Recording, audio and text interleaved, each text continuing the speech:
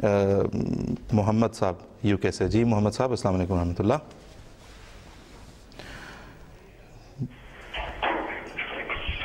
جی السلام علیکم محمد صاحب. Hello, hi. وعلیکم السلام.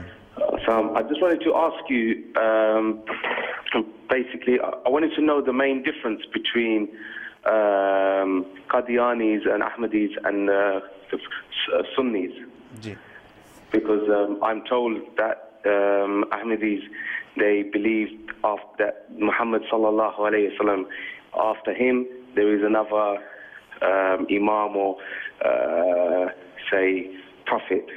Is this true? Well, this isn't, but we'll get a detailed answer. This was Muhammad Saab from London speaking in English. یہ فائزہ صاحبہ کی کال نہیں تھی, وہ جب آئیں گی تو وہ بات کریں گی دوبارہ اگر ان کی کال آئی. یہ محمد صاحب تھے, اور ہم ان کے جواب کے لیے محمد صاحب, ہمیں امید ہے کہ آپ نے ظاہر انگلش ٹرانسلیشن ہی سن رہے ہوں گے. آپ کے سوال کا جواب جب ہم دیں گے تو اس کی ٹرانسلیشن بھی آ جائے گی. نصیر انجم صاحب السلام علیکم ورحمۃ اللہ. جی نصیر انجم صاحب سے اگر ہم بات کر سکیں اس وقت تو. نصیر انجم صاحب السلام علیکم.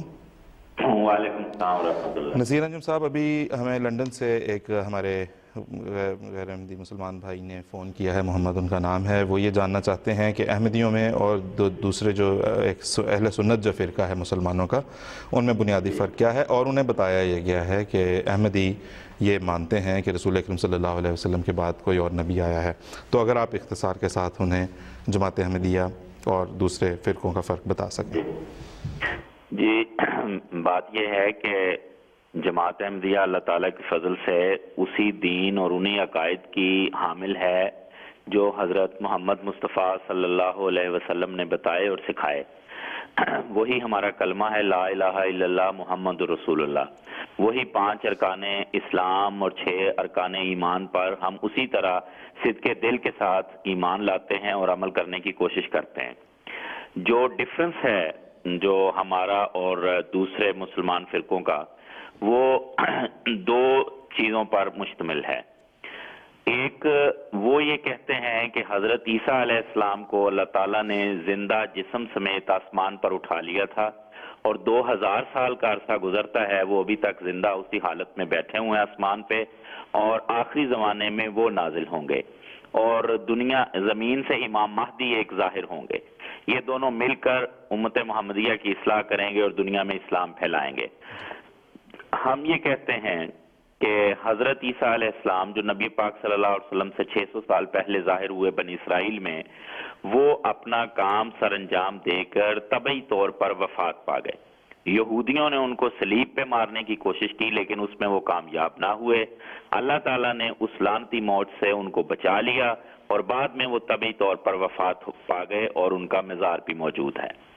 اور یہ جو پیش گوئی حضرت مسیح کی آمد ثانی کی پائی جاتی ہے حدیثوں میں, اس سے مراد امت محمدیہ میں پیدا ہونے والا ایک شخص ہے جس کو مشابہت اور مماثلت کی بنا پر یہ نام دیا گیا ہے کہ وہ مسیح آئے گا.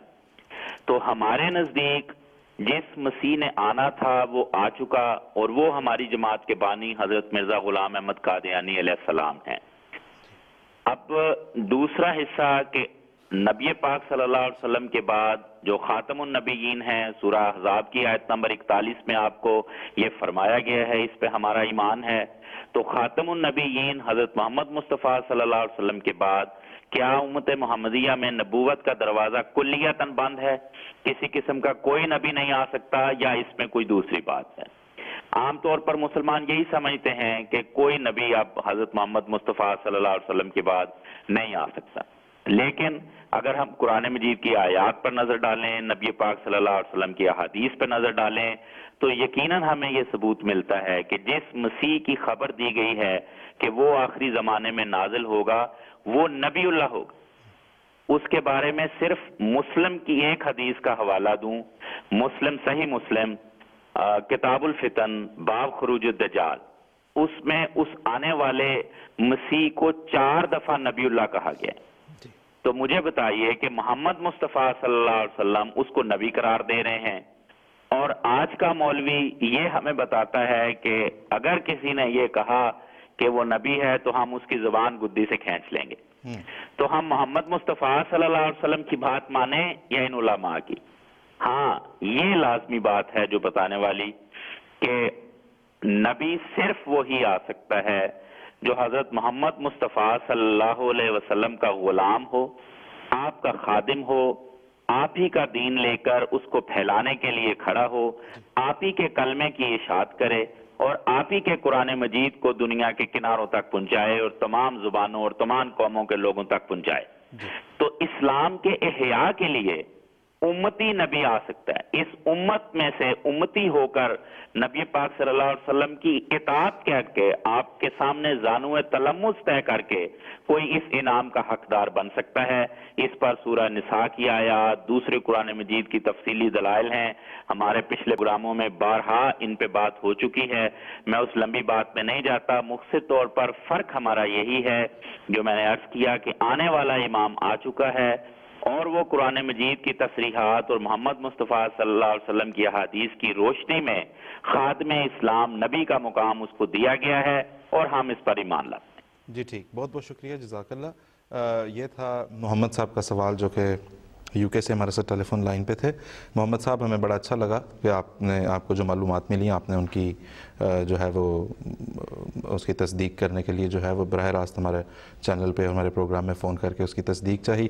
نصیر انجم صاحب نے اختصار کے ساتھ بیان کیا ہے۔ ابھی مزید تفصیلات اگر آپ چاہتے ہیں تو آپ ضرور اپنے رابطے کی تفصیل ہمارے کنٹرول روم میں چھوڑیں، اور آپ جس طرح سے بھی چاہیں کہ ہم مزید تفصیلات، آپ کوئی سوالات پوچھنا چاہیں یا کوئی لٹریچر چاہیں، وہ ضرور آپ کو ہم بھیجیں گے۔